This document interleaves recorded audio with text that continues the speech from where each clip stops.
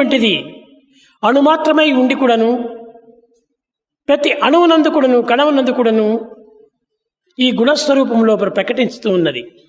It is the manifestation and the expression of the divinity in every cell of these objects and the creatures. ఇంతియే కాదు, Not only this, ఇటు దైవత్వాన్ని గుర్తించడానికి ఇంకను అనేక విధములైనటువంటి ఆదర్శములు మనకెన్నో కనిపిస్తూ ఉన్నవి.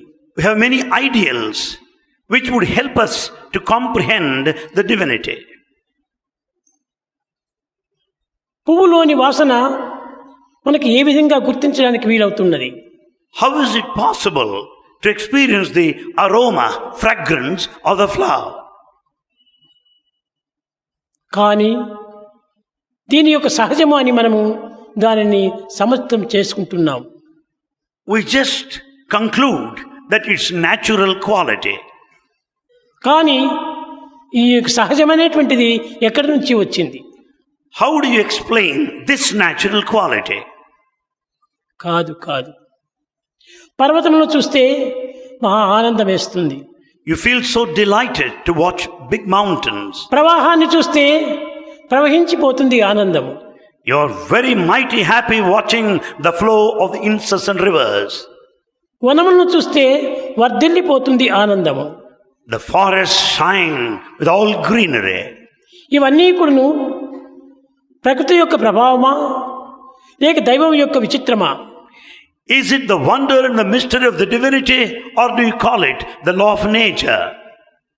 ప్రకృతి యొక్క ప్రభావం కాదు.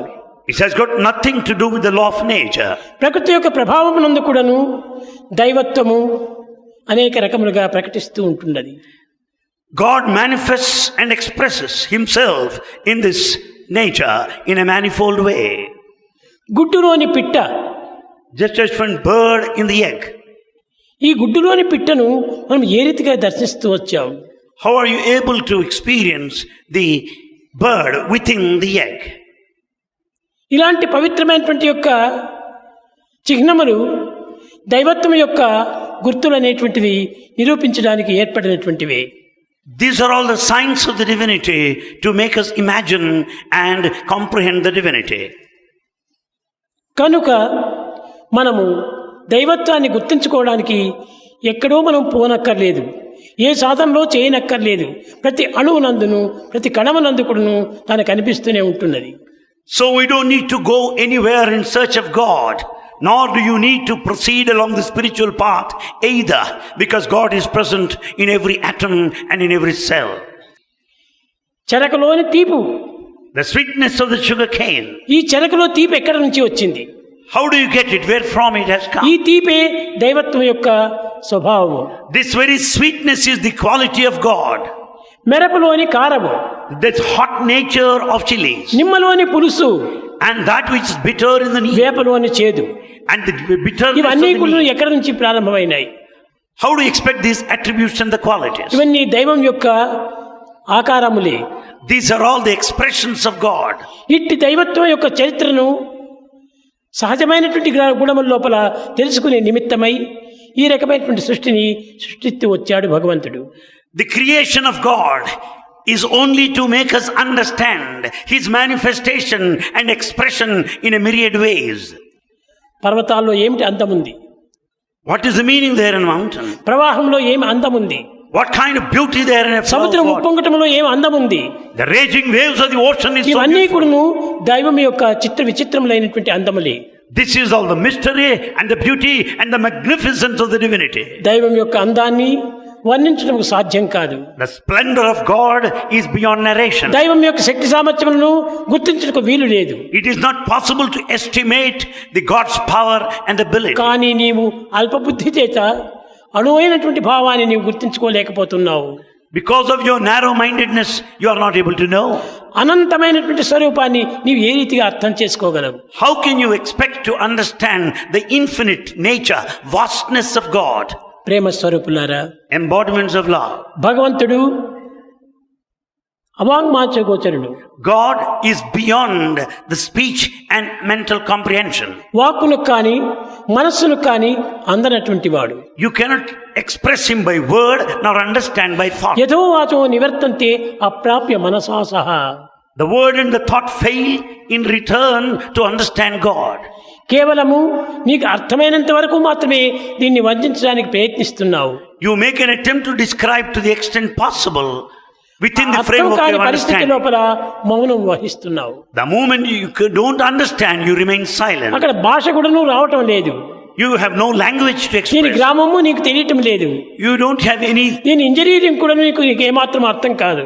You cannot understand. You may be highly educated. దైవం యొక్క ప్లానులు, God's plan, దైవం యొక్క ఇంజనీరింగ్లు, the engineering skill of God, దైవం యొక్క సహజమైనటువంటి తత్వములు, the nature of God అది దైవమునికే తప్ప అన్యులకు అర్థం కావు. are best known to God Himself and none else.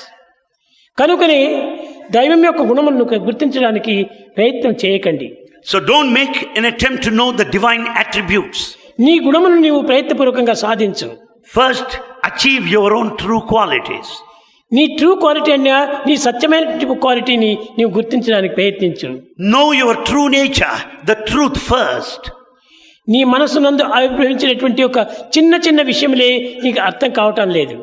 Tiny matters you are not able to understand with your little minds. ఇంకా అనంతమైనటువంటి తత్వం ఏ రీతిగా నీకు అర్థమవుతుంది? How can you understand that which is infinite? కనుక దైవం యొక్క దీనిని మనము తెలుసుకోవటానికి ప్రయత్నించకండి. Never make an attempt to understand God. మన తత్వాన్ని మనం మొట్టమొదటి గుర్తించడానికి ప్రయత్నించు.